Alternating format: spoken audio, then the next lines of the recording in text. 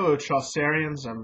This is Newman here. I'm addressing students in 314, and I want to talk a bit today about the resources that you have for looking up words, essentially. Let's go to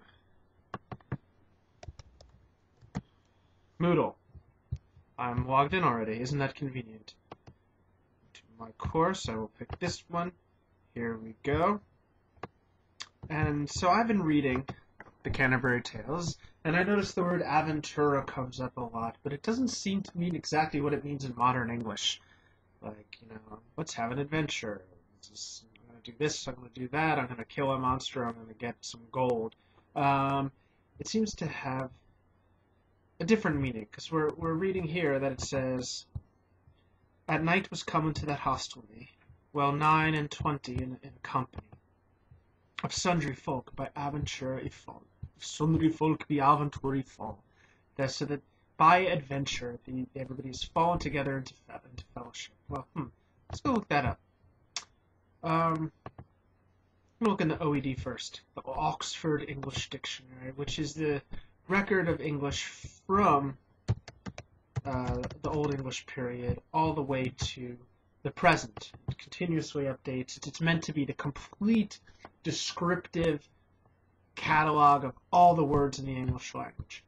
So if something has fallen by adventure, then the adventure is that V or an N. Is it a verb or a noun? If you said noun, you're correct, because a preposition like by has to take a noun as its object. And it's clearly naming a thing, not an action. So, etymology comes from the Anglo-Norman aventur. Obviously, it entered the word, the language in the Middle Ages. So it could be a chance occurrence or event, obsolete. Well, that seems right. They had fallen together by adventure, and we can see that here. So that seems good enough to explain. Chance, fortune, luck, same idea there. An extraordinary thing or event, a wonder or a marvel. Well, maybe. But that seemed to be that if you were translating that particular passage for your modernization exercise, I feel like that would be a bit of a stretch.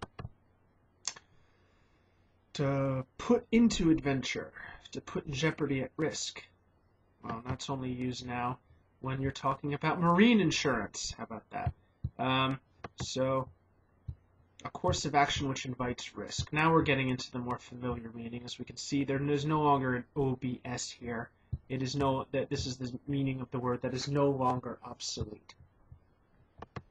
But I'd be interested in knowing if we can dig more into that word in the Middle English period. See if maybe there's shades of meaning in that period that the OED has glossed over. So I'm going back, and to the Middle English Dictionary, which, when I was an undergraduate, was 10 or 12 big fat volumes, like the OED itself, that sat on a shelf in the reference room in the library. But now you can just sit there in your sweatpants at home and just click on Boolean search. Look for combinations of words, phrases, and other features. You want to go for Boolean search. I'm not going to explain right now. Aventura. Let's type that in there. And we're not going to look anywhere like I showed you before, because that will bring up too much. We're going to look for headword and forms. That means that it's the actual entry and not just any entry that might mention that. And you're going to see why. So I'm going to search. And again, we have a noun, entren, and a verb, entren, and a noun, aventura. So let's look at the noun. Well, that's interesting. Fate, fortune, chance, one's lot, or destiny. So the word itself contains a certain ambiguity between destiny and chance, which are things that we tend to think of as nowadays as being different. It's also associated with the goddess Fortuna, who we'll be talking about. There's good fortune, there's bad fortune. There's good aventura, there's bad aventura. They're the same thing. And we see here, be on of, like in definition, there's C, at aventura, B aventura, by chance, by fate or coincidence, accidentally, also without conscious design, unintentionally. So that's one meaning, and we can see the different meanings. There's two ways to look at it. One is to show the compact display, which gives you a list of all the attestations, that is, the texts that this dictionary uses to demonstrate the uses of the word at various periods in this sense, going back to 1325 here. But maybe it's easier to read if we do it this way. Show quotations in the open display, which lists them one by one. Oh, and what's this here? 1385, Chaucer, Canterbury Tales, The Knight's Tale. The C, by the way, C 1385 means circa 1385, meaning around then. We're not exactly sure what the year it was, but it was around 1385. Were it be aventura or destiny is when a thing it shoppen it shall be. This, of course, is one of the themes of The Knight's Tales. How very interesting. So, what other meanings do we have of aventura? We can just go back. Something that happens, an event or an occurrence, an accident, danger, jeopardy, risk, venture, enterprise, a knightly quest, a marvelous thing, a tale of adventures. But in the case of here, of sundry folk be aventura fall, we have the sense of it being unintentional, accidental, an experience, an accident.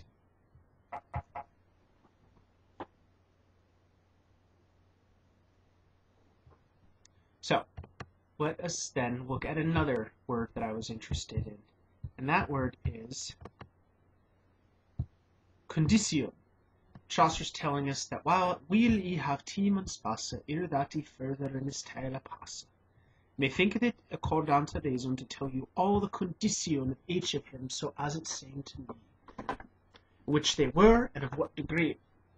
So he says, before I get started, I'm going to tell you all the people that I was with, and I'm going to tell you the first word he uses to describe how he's going to talk about them, or what he's going to tell you about them, is their condition.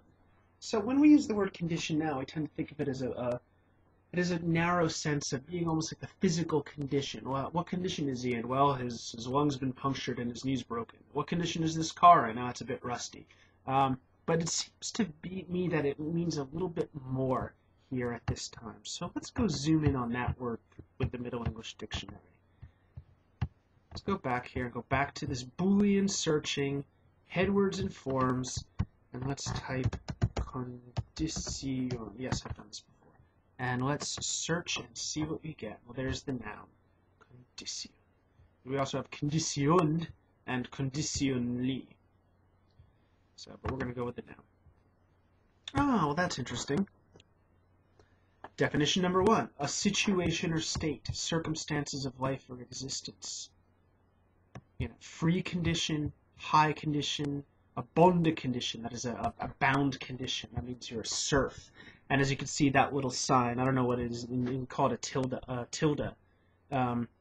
That's the sort of variable where you plug in the word and see how it goes in condition of poverty, child's condition, that is the condition of childhood.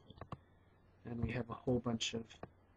Oh, and look, the very first example they give you is Chaucer's prologue, and we also see it in Chaucer's The Miller's Tale. Gower, who's a contemporary of Chaucer, Marjorie Kemp, a woman writer who comes somewhat later. Soth is the condition of thraldom, and the first cause of thraldom is for sin. True it is that the condition of slavery is the first cause of this sin. That'll be Chaucer's parson talking at the end of the Canterbury Tales. Let's close this back up again. It's going to hit back. So a state of situation or state, a circumstance of life, but also a mode of being, the nature of something, quality or aspect, a circumstance or manner, and also, and I find this very interesting, a personal quality or disposition. Somebody can be of good condition or a moral condition, a trait of character or behavior, a personal characteristic, also an attitude, habit, or manner. The final definition is a stipulation or proviso, as in the expression under the condition that you do this or that. So, we have these different meanings, and I think Chaucer's bringing them together. He's going to tell you, first of all, about their situation, their circumstances of the life of these pilgrims, but he's also going to tell you about their mode of being, how they conduct themselves, what their circumstances are, and also their personal characteristic, their disposition, their mood, their temperament, their traits of character or behavior, their personal characteristics. So this is something that he does that's very interesting in the general prologue. He shuttles between talking about these people as general types and trading in stereotypes and stock characters, but also giving them a very particular, individualized life. And the wonderful thing about the word that he chooses here to tell you all the conditio of each of them, so as it seemed to me, is that it has that ambiguity that allows him to explore both at the same time. And that, in a way, is very much a kind of poetic microcosm of what the portraits actually accomplish. I hope that this demonstration of how to use the Middle English Dictionary has been helpful. I encourage you to continue to explore it and play with it, especially when you're doing your modernization exercises and you find that the gloss in your textbook is not adequate. Contact me with any questions, and yes, good aventura to you.